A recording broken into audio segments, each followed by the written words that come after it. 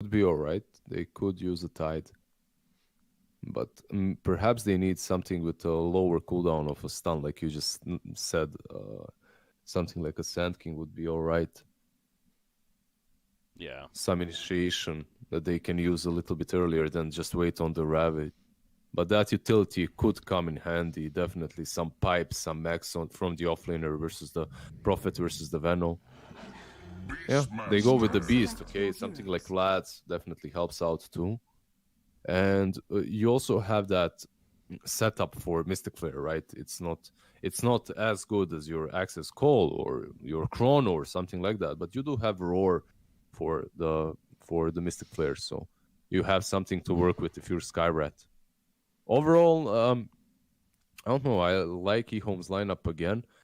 I liked it in that first game, but in the first game they were playing versus a Night Stalker, and in this game they're playing versus Gabby God with that Morphling, and March playing the Shaker. So, yeah, eventually Morphling is going to roll out of control and just start one-shotting you.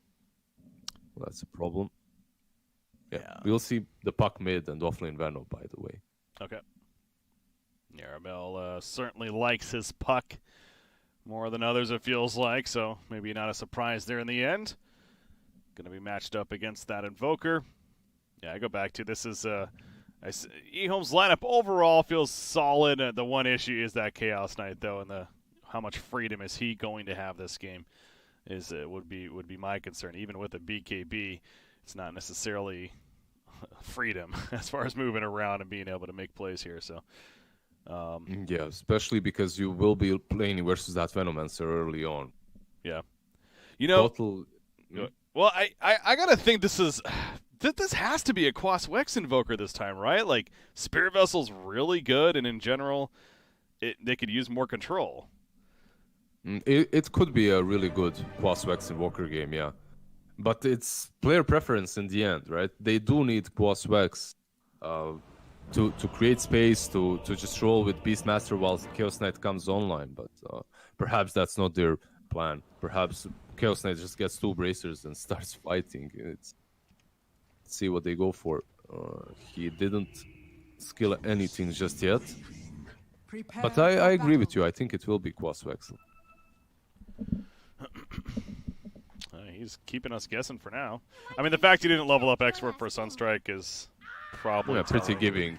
Yeah, already telling. Good luck, have fun's coming out initially. Nice little tips as well.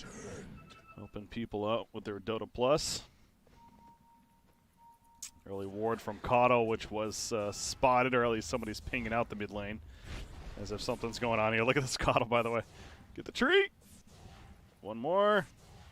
Got it. I got the tree, some gold, some experience, but I think what EHOME is doing that I really like is that they're sending Chaos Knight on the offlane and Beastmaster on the safe lane.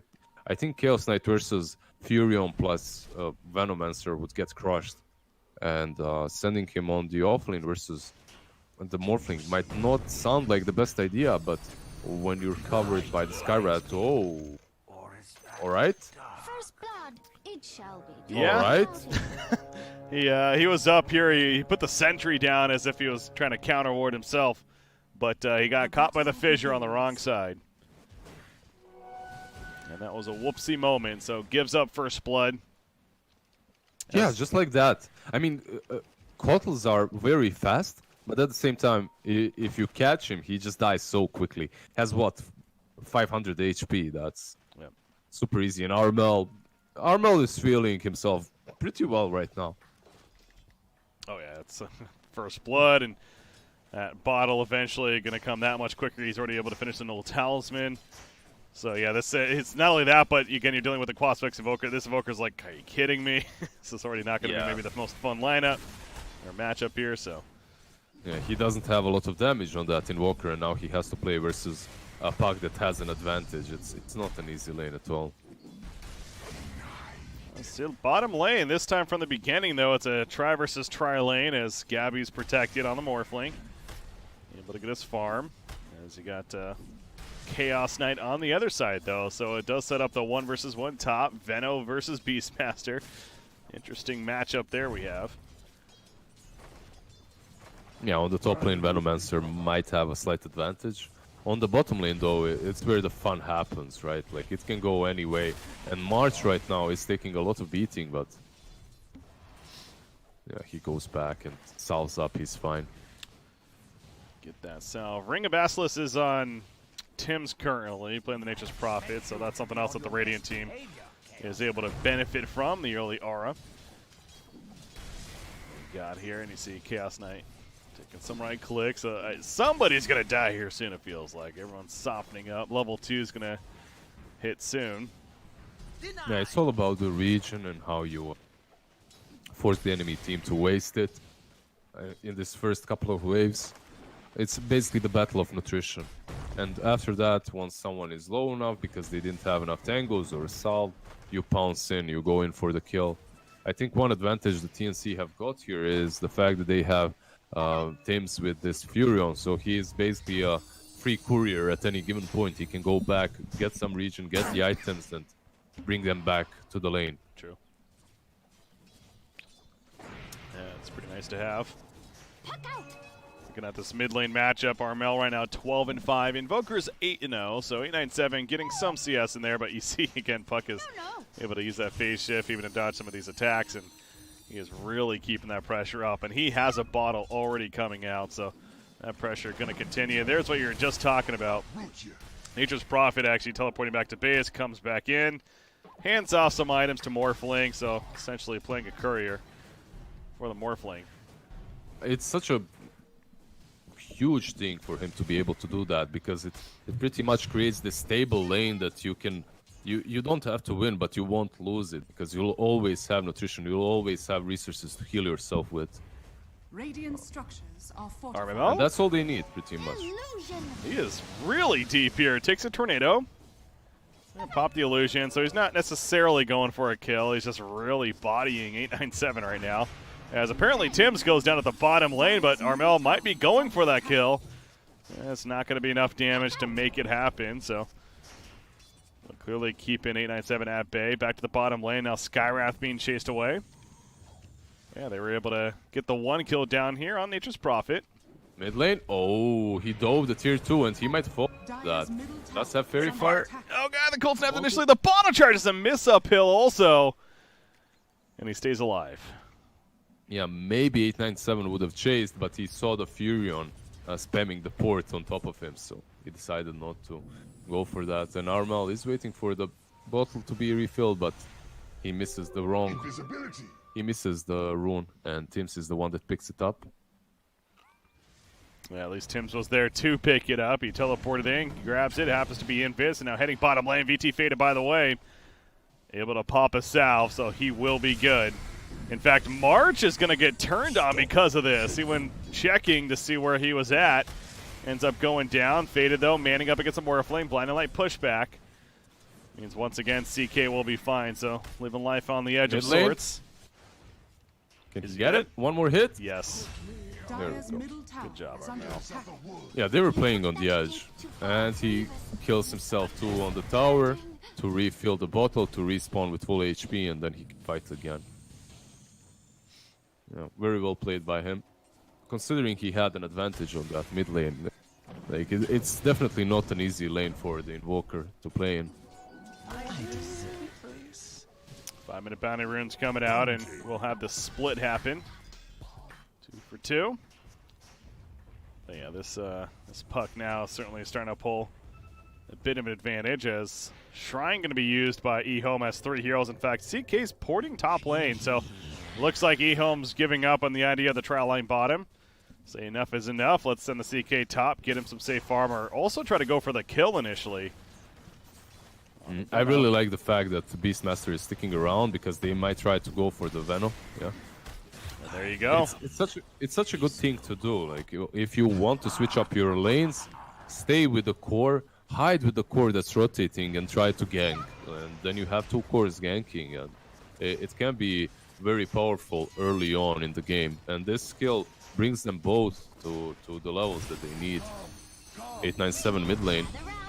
They're going in. Does he have Dream Coil yet? No, he actually Okay, he does use it, excuse me. Yeah, he used it right there as the blinding light, though, from Oh. Otto will help keep Invoker alive. Like just in the nick of time, he uses blinding light, and at the same time, the waning rift goes away. I think perhaps Ormal didn't have to use it that early on because Invoker was fissure blocked, so he could have saved it for a bit later. But then again, they will take down the tier 1, so the major objective has been taken by them, and that's what's important. Exactly. It's, as I was going to say, it's like, sure, he stays alive, but tower goes down. It's only 6.5 minutes into the game right now. TNC is just fine with that. And Puck going to have Earthshaker even nearby. Roman there, but Armel's feeling very good about where he's at right now. You got Venomancer at the top lane. Also doing some pretty good farms. Yeah, all 3 cores of the Radiant side are actually managing pretty well, including Gabby on Morphling, who's got that casual Morbid Mask early on. But we see the Manta style is where Please he's check thinking. check KP's item build. He's going Boots of Travel first. First item, Boots of Travel. Feels good, man. Why not? Get away with it. Yeah, that's what they're for, to get away. I don't know, it's just interesting. Yes. A bottom lane Puck, Silence, Sword. You might wish to retract your life. Yeah, he underestimated there as far as the Ancient Seal coming out and the Beastmaster Prime Aurora on top. Yeah, Ancient Seal is definitely a really good skill in this game. A really good spell. Versus the Morphling and the Puck, it can come in handy. Top lane Veno, though. Can they get him? He's got those bots coming. He's going to pop Salve. Block with the ward, or at least try to. Somebody else is here. That would be the Skywrath. So now they definitely are going to collapse on top end. Look at that big hit with the Chaos Strike. Yeah, Xingqiu has had a pretty decent game so far. 2-0-2, 2 assists, 2 kills to his name. Not bad, level 5, minute 8. And he's, I believe, going for that ATOS, which, like, ATOS already tells you that he doesn't need any setup for that Mystic Flare. With the ATOS, with Ancient Seal, he can kill off Puck and the Morphling if he manages to silence them before the phase shift or before the morph. And I believe it's a pretty good Skywrath game. We should look out for Xingqiu. If he has a good game, he can definitely make the difference as a position 4. Invoker heading towards bottom. If he's planning to meet up with the team, try to make a play down here. Looks like they want to go for something. KP is the one down here right now. You see Venomancer has those bots finished, is just trying to protect this tier 1 tower. So Nature's Prophet coming in. However, since And there is a 9-7 Tornado EMP. The cold snaps, but not going to matter as far as Tim's getting away at least. yeah, they were thinking about it. They were thinking about diving, but with the Shaker there's no way. He just prevents them with the fissure. And this is also a problem for EHOME. If you want to be aggressive, if you take objectives, you somehow have to take down KP. But he's just spamming his wards, his bananas around the tower. And you can't approach him. Look at Fate Beyond. He's doing like a really good play. He's going all the way through the trees. Look. Yep. I love this. I have to say, I love this. If it works, though. TI winner, baby. It's not going to work, though. at least for now. He's still going to hang around, but as we see, Venomancer going for the bounty runes instead, so the timing was just a little bit off. Yeah, it's a good idea. Nice plan from him. But sadly, it didn't work. VT Faded actually destroy, or excuse me, he went for the bounty rune and it was destroyed right in front of him. As over here, Tim's gets found by Skywrath. Xingqiu solo. No Mystic Flare even needed right there. Yeah, that's a solo kill right there. And there's a Puck with Invis on the mid lane, but he doesn't want to really go for them right now. But with the will, perhaps he can go for Invoker. He's going to go for it. Dream Coil, it's ready. He's not using it yet. That raindrop helped out 987 a lot. So it's better not to. Hawk comes out of the bottom lane, and here comes VT Faded. They do catch up to Venomancer. March is there for the fissure. Going to try to block with his body as well. The Enchant Totem. And he allows KP to get away. Faith Beyond actually ends up falling as Armel rotates in. You also saw the Wrath in Nature coming through on top of that. Yep. VT Fade does manage to get out, so he can continue farming, but whenever you're playing versus Morphling and Shaker, you feel like you're on a clock, man. If you're EHOME, there's a reason why they're diving this tier 1, why they're pressuring TNC so much, because they have to do something. They have to start taking some objectives before Morphling gets online, before he has that Lincoln's, or actually he's going for the Manta eggs, right? Still good. Manta eggs, just get those levels to turn into the Shaker once he has Enchant Totem leveled up. That's what matters there for TNC's strat. And again, you got a hero like Puck, especially with the success that Armel has had earlier on, can certainly open up that space for the Morphling. And he's going to try to find a kill on a Coddle at the top lane. No, he's just going to push it out instead against Keeper of the Light. But Blink, once that happens for Armel, certainly that much scarier for EHOME to deal with. I was also looking at Invoker. He didn't have anything queued up for a while, and I was like, is he really thinking about going the Midas here? But no, he is going to go the Spirit Vessel build, especially being the Quaswex. Yeah, it's definitely a good pickup. I'm wondering if we'll see something similar on Venomancer, like a Vessel. I see that item. Like, every time I see Venomancer right now, I see Vessel picked up by him. But then again, I don't see a lot of Travels as the first item, so, you know, maybe not really KP's item of choice in this game. We have a smoke from EHOME, Fatepian and Xinkyu. They're moving in. They can take down Tims, I guess, but not really the best target. Yeah, it's one of those. It's like, okay, I guess we get a kill, but exactly, they didn't want to invest all this time in a smoke just for that. In fact, they're not even going to get that. Tims is a little too slippery there, apparently. Manages to get out, going to send the Treants in to scout the information, and sure enough, will find them. So you see the line being drawn as mid lane. Could have a clash here happening. Invoker up front, Coddle going to run uphill as well. Will-O-Wisp is ready, so haven't seen it used yet. Certainly could be a play. EMP on the Venomancer will prevent him from spamming any more Plague Wards, which is pretty decent, but I don't think they'll be able to just pressure this tier 1 any longer. However, the bottom tier 1, VT Faded has used his ultimate, and this should be a dead tower. Yeah, they're just going to give it up. A little surprising for this composition of TNC, but I guess they got a little too distracted. Yeah, they take him down easily. He tried to basically port in, summon the trees, and attack the tower, get some chip damage done, which he did manage to do, but he didn't port fast enough after he saw the port coming in, and Roar catches him. So they lose the Furion, and they don't really get a lot out of it. They just get some chip damage on the tier 1. TNC going to try to get some revenge maybe at the top lane. As there we go. Morphling jumps in, morphs into Invoker. It's fun seeing that. Throws out the Sadly, tornado. no detection, yeah. Oh yeah, I assumed that they were going to have detection, but you figure Armel may be the one to carry it. Not the case here, though. And now, turn chance? Not really. Missed the tornado himself. And so I guess they had some miscommunication there, because Tornado isn't a spell that you want to use at all, as you have Skyrat coming. And Skyrat was hidden in the fog, so if he manages to use that Ancient Seal, Puck is pretty much as good as that, so Tornado will just mess it up in any way. 15-minute bounty runes. There's the Will-O-Wisp. Earthshaker running uphill, only to die. So that's caught in a trap right there of sorts. Good bounty rune control from EHOME. And they managed to get 3 bounty runes, I believe they're going to get it. There's still one over here on their side. Yeah, they should get that last one too. 3 bounty runes for EHOME, 15 minutes in. That's a pretty decent win for them, as that should even up the net worth, as TNC is just 1k ahead right now. Not really too much. Interesting. Like, you see the Tinker wards, by the way, being placed by the Dire side, both at the top and the bottom of the map. Oh, top lane. Yeah, speaking of it, Armel, Drinkwell, it connects an Invoker. You saw the damage he took with the snapped with that Veil debuff. Jeez, he got bursted down.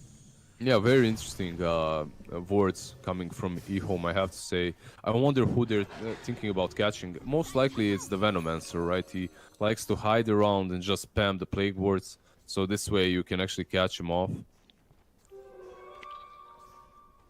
Definitely not an easy kill to get, though. However, at the same time, for TNC, it's pretty simple to get these pickoffs. You have travels on Venomancer, you have this global teleport from Tims. You have teleportation, and Wish to retract your last that move. invoker falls so easily. Once you catch him with something like a puck, he just falls. Dire's bottom tower is And under Tims is attack. trying to do the same thing on the bottom lane now. Trees It's so are in. annoying. Yep. Yeah. Like, you don't really want to go there to deal with it. These treants, they're just not giving you enough out of killing them, but you have to rescue your tower or let it fall like they're doing right now. Dire's bottom tower is under attack. Fun game that Tim's is playing. It's a necessary strat, though, in their mind, and he's going to spawn more trees here once ready, I'm sure, and try to kill this tower. Yeah, I just love this. They're having a lot of fun, right? With their strategies, with the way they're drafting, with the way they're playing. They're really enjoying this game, and TNC, I love this Radiant's team bottom right now, tower and is under attack. yeah, they're doing really well. Dire's bottom tower has There you fallen. go. Mission accomplished for Tim's. So now he can go elsewhere. As they ping it out, but it got to a point where, yeah, it's just not worth it in their mind. Like, all right, just take it. Let's let that be done. So that's the But, case. Top lane? Yeah, I was looking at the top two. The bottom, they actually just counter-warded down there. But top lane, sure enough, Puck manages to escape. Yeah, but the whole game plan for TNC right now is just chill, right? Plant these Plague Wards, chill behind them, farm with Furion, perhaps creep skip and take some tier 1s with the Furion, and that's about it. Radiant are Wait for the scanning. Morphling to come online. And so far, EHOME, they haven't been ready to respond to that. At least not yet. Maybe now, though. Yeah, there we go. Nope. The Will-O-Wisp is in. That's an illusion right there, as we see. So he'll be fine. March. Fissure blocks. CK wants a tower kill. We'll get it up here, Armel. He lands a drink call on two. Keeper the light. Ends up snapping right there. Puck in to get bursted down by the Skywrath. Oh, the phase shift. Armel will barely stay alive. Somehow nobody dies. Yeah, Tims with that Glimmer Cape helps out Armel there, and he manages to stay alive, even though that's pretty scary. That's an Atos completed on Skywrath. He needs some item to help him against that silence, something like an Yules, which he has queued up already and is moving towards. He needs that Yules as soon as possible now, because this puck suddenly can fall to just Skywrath even. What is white? That was such a risky play. He is going to actually TP out in time. He's cutting the creep way with the Lumen and then runs into the trees. Luckily for him, they were not close enough. The spam ping's coming top lane. TNC Oh, wants Witty this. faded. This isn't where you want to be, boy. He has no chance getting out of this one, does he? There's even the Poison Nova going to be active in Echo Slam. They really want to make sure to kill this CK, and understandably so. They take him out. They take him out and instantly they go towards the tier 2. However, on the bottom lane, 897, he's caught. What is happening? The core is suddenly getting a little too cocky for EHOME, it feels like. Both pushing lanes by themselves with, Yeah, with especially- minimal vision. Especially because you know that Morphling wasn't top in that kill. He wasn't involved. And you still go and you continue pressuring bottom lane as the Invoker. Oh, why? Trying to run. Hunt down by Armel, though. Armel. He has the Hawk vision, so it's easier for him to juke. He had the vision on Normal. Smart. Bottom lane, Gabi. He was roared down, but yeah. Just TP. No stun after that, so it doesn't get the kill. But we'll protect these bounty runes at least. And we'll have a split on the bounty rune control. But yeah, you see this Morphling. It's getting closer and closer. Top net worth in the game. I don't understand the agonyms on Morphling. Like, why does it give you so much range of everything? It's crazy how much range you get on these spells. It's just ridiculous. It's pretty strong. The Yeah. first one, It's pretty strong. Yeah. the first time that when they added the Ags effect to the hero, the one that I saw it initially with, obviously Earthshaker is amazing, but the Dark Willow was crazy. Oh as yeah, well. I remember. That was so stupid. The Shadow Like Morphling Realm. turning into Dark, yeah, Shadow Realm, and it just destroy people. I remember. It was pretty good. So it's just like it's the range, it's the cooldown reductions. Obviously, pretty absurd about it. It feels like a really strong axe in some cases. But I mean, with the Shaker especially, like, he's just going to start turning into him and destroying him. It's just a matter of time, pretty much. Mid lane, why? It's just a matter of time. You get Nice a man's up. Morphling on your ass. Yeah, he's gone. He is just about there. He's he just needs a point booster, I believe. Yeah, there's the other components being delivered. So Max just around the corner. Chaos Knight, he's gonna get TP'd on. Looks like he's far enough though to survive. He's got a BKB too, so push comes to shove, he can just BKB TP away. But they, again, EHOME, they need to start making moves. Like in that last game, they had a reason why they were so passive. They had a couple of Midases, right? So they could afford being passive, hiding on the high ground, defending for as long as possible. However, in this game, I don't think that's the case. I think they're already ready to strike, pounce, and they have to do it before all these items of TNC are completed. Slowly but steadily, they are getting everything they need. The hell? So I'm looking at Venomancer trying to escape right here. Looks like he'll be able to do so. Nice 4-staff away. Sorry, I'm just baffled. I'm looking at the win probability chart. I don't know if my chart's bugged or if it actually has a 63% win chance for the Dire side for EHOME. For the Dire side. Yeah, apparently it likes Chaos Knight quite a bit.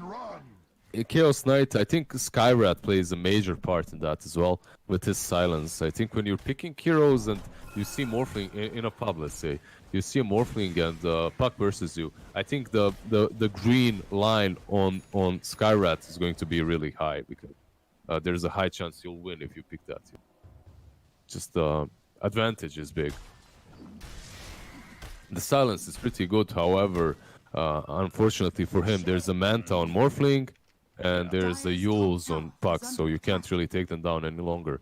And they did smoke up. Oh, big clash coming, and there is the Will-O-Wisp.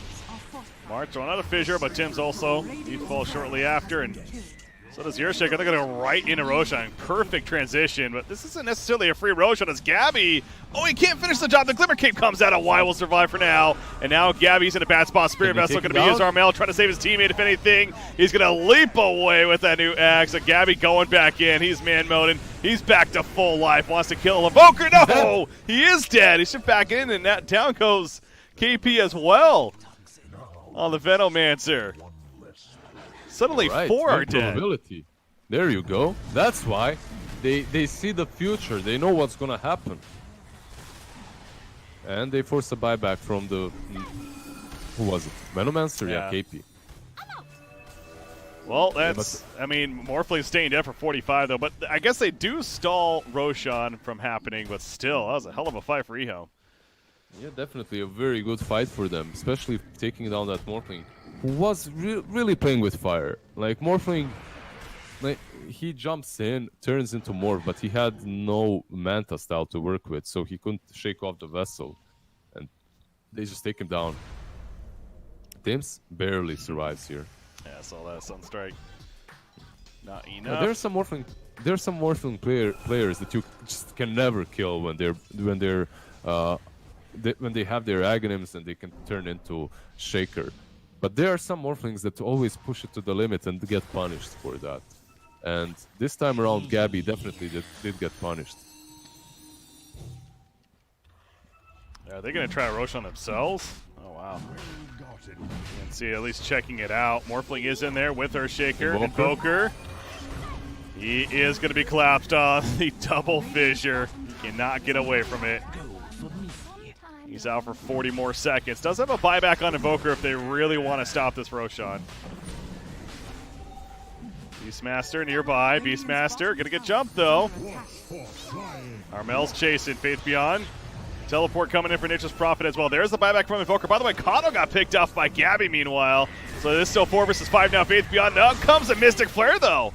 And Puck will fall. Puck buys back immediately, and here's Gabby jumping in the back lines as I'm taking out the Beastmaster. Waveforming for the burst damage of the adaptive strike and a triple kill for Gabby. Much cleaner this time around. Make it an ultra kill, he says, with the fissure. Give the man a damn rampage. VT faded. He's not going to allow, or is he? Oh, Gabby! Is he going? He wants it. Do it. Do He it. wants it. He wants it. He wants it so bad. Go in. One more He has lead. a fissure now. He has a fissure now. He's going in. He's going going. in. The range is absurd.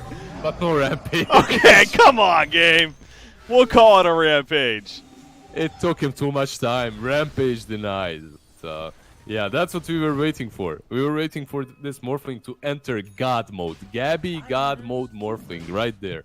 Turns into the Shaker, gets plus 1,000,000 damage, hits you and kills you in pretty much 2 hits. Yeah, I feel for EHOME, man. I feel bad for them because this Morphling plus March Shaker are just ridiculously strong at the moment.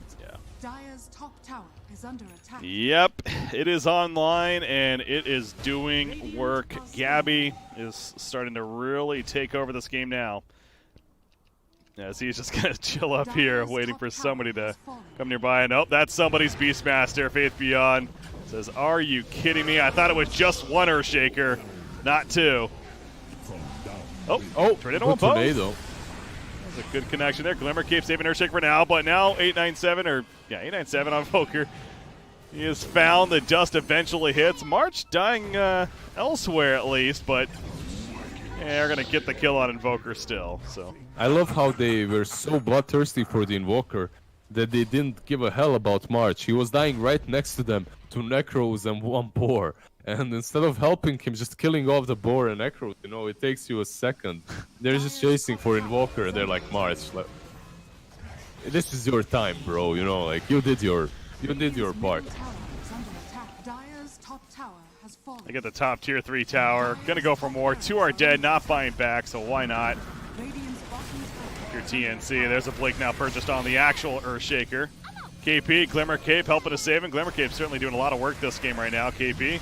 He just keeps running around in a circle while Gabby is going to die apparently to the Mystic Flare, but had the Aegis. So we'll come right back up. And going to wait for him out. Not want to risk further.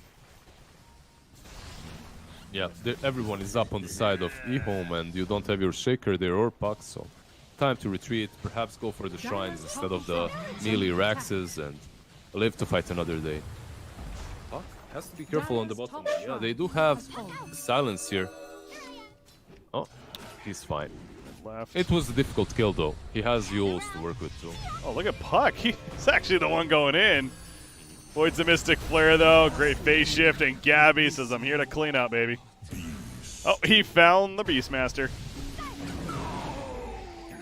Beyond godlike. 11-1 on this Morphling.